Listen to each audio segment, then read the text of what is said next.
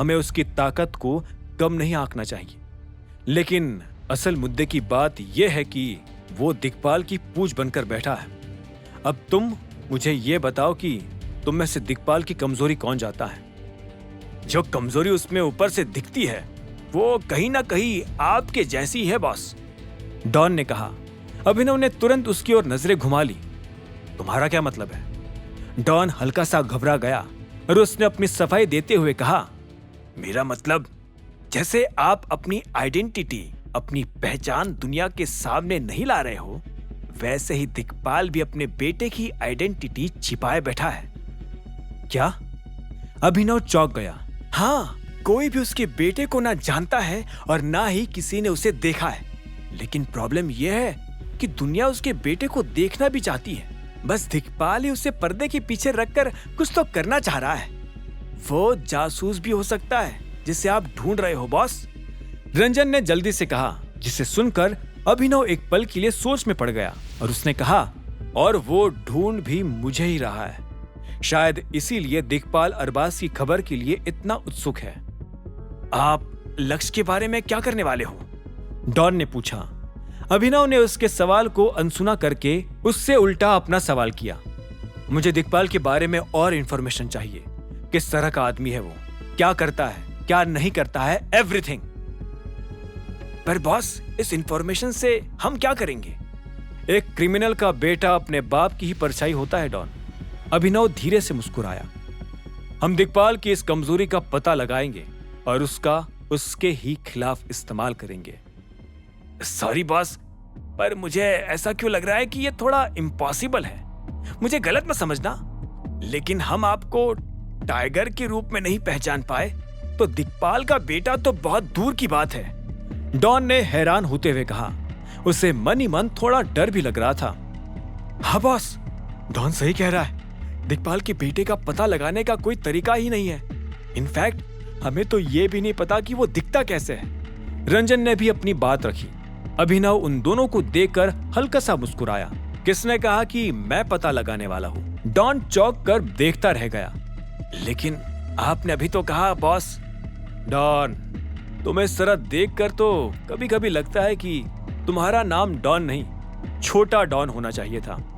खैर, मेरा मतलब ऐसा नहीं था। मैं ये बोल रहा हूं कि हम दिक्पाल के बेटे को खुद ही सामने लाएंगे। डॉन पलक झपकाए हुए कंफ्यूजन में था। दिक्पाल के बेटे को खुद ही सामने लाएंगे? पर कैसे?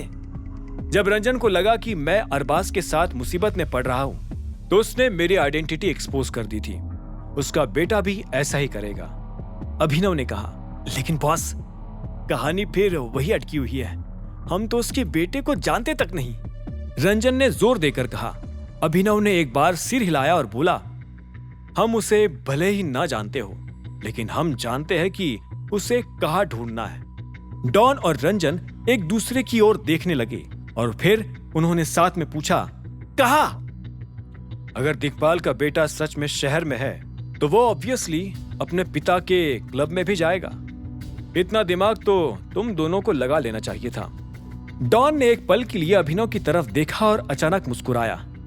अगर वो सच में अपने बाप की तरह है तो वो क्लब जाना तो बंद नहीं कर पाएगा, लेकिन उसके बाद भी हम उसे पकड़ेंगे कैसे बॉस? क्लब में तो बहुत सारे लोग आते हैं। वो तो ये बोल सकता है कि वो दिक्पाल का बेटा नहीं, सिर्फ एक कस्टमर है। अभिनव ने सिर हिलाया। अगर हम वहां टिके रह सकते हैं तो हमें कभी ना कभी तो पता चल जाएगा कि दिक्पाल का बेटा कौन है। इसीलिए मैं दिक्पाल के बारे में पूछ रहा था। अब बस ये उम्मीद करो कि वो अपने बाप जैसा ही हो। यही हमारा लास्ट ऑप्शन है। वैसे प्लान अच्छा है बॉस, थोड़ा टाइम लगेगा, लेकिन हम उसको ढूंढ लेंगे, रंजन ने सिर हिलाते हुए कहा। उसकी बात में डॉन ने भी आखिरकार सिर हिलाकर हामी भर ही दी।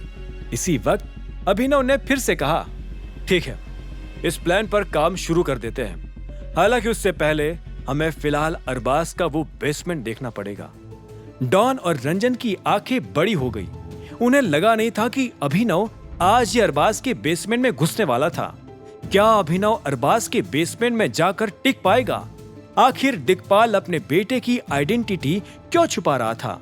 क्या अरबाज अभिनव के खिलाफ चल रहे प्लान में कामयाब हो पाएगा या फिर वो फिर से अभिनव के सामने झुक जाएगा? क्या होंगे इन सभी सवालों के जवाब? जानने के लिए सुनते रहिए आगे की कहानी जानने के लिए देखें अगला एपिसोड सिर्फ पॉकेट एफएम के यूट्यूब चैनल पर, और द रिटर्न ऑफ टाइगर के सारे एपिसोड्स को सुनने के लिए डिस्क्रिप्शन में दी लिंक से डाउनलोड करें पॉकेट एफएम ऐप।